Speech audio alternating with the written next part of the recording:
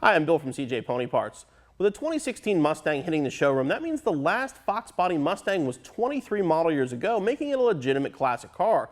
While Fox Body owners have been all about performance for the longest time, the car's getting up in age, we're definitely seeing a swing towards restoration.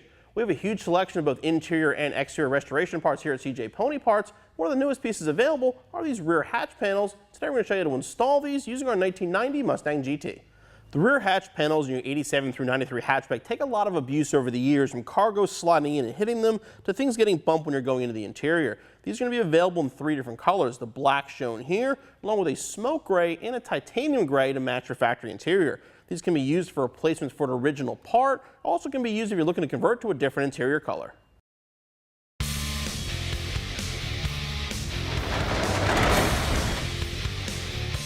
Here's where the hatch panels are going to mount, right here along your taillight panel. As you can see, ours are not in the worst shape. They definitely have some gouges and some cracks. We're going to remove them and replace them. The entire panel is held in mostly by just Phillips head screws. If it's a typical Fox body, you're probably going to be missing some of them. We're going to take everything out, then we'll replace the screws we have to once we have the new ones in.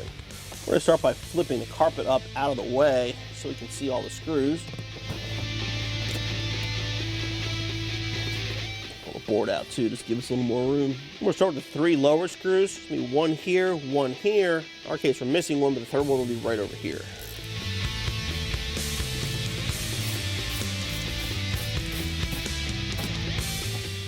Now we'll take off the screws to get the larger panel off.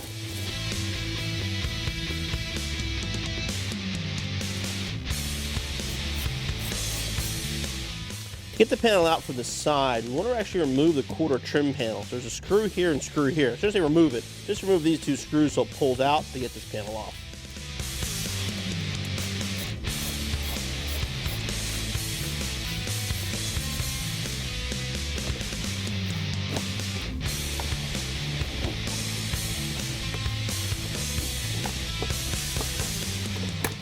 Disconnect the light and put it to the side. And then same thing over here, 3 screws, one here, and the 2 on the sides.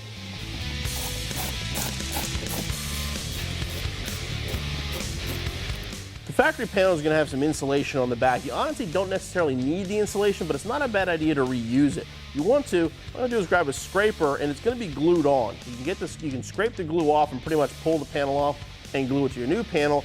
Or this is basically like a headliner insulation. You could buy the raw material and cut new pieces if you wanted to.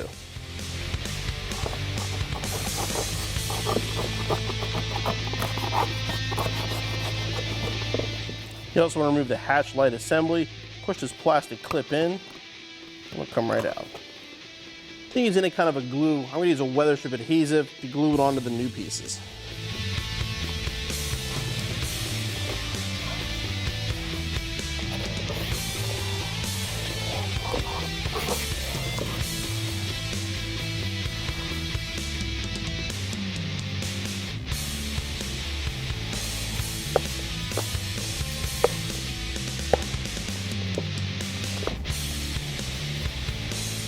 We'll give that a couple minutes to set up before we install the panels. Now that everything's dried, you can reinstall the light and install the panels in the car. Start with the driver's side panel.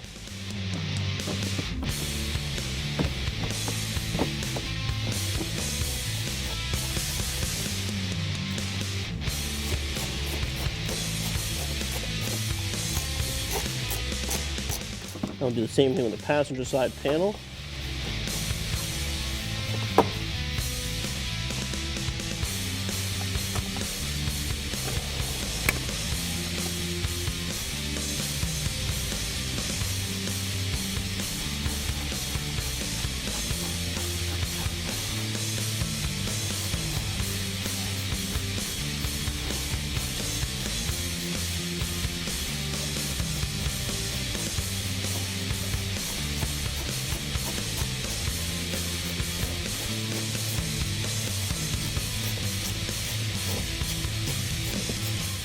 We can reinstall our spare tire cover.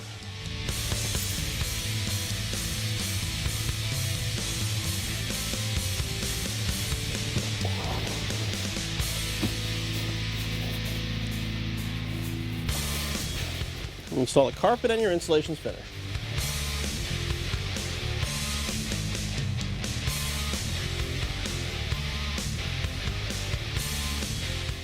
pre-production hatch rear panels fit pretty good, and they actually match our original panels surprisingly well. Installation is not difficult at all. It's a little bit time consuming to make sure everything's lined up to get all the screws in place, but overall it should take you less than an hour and be back on the road in no time.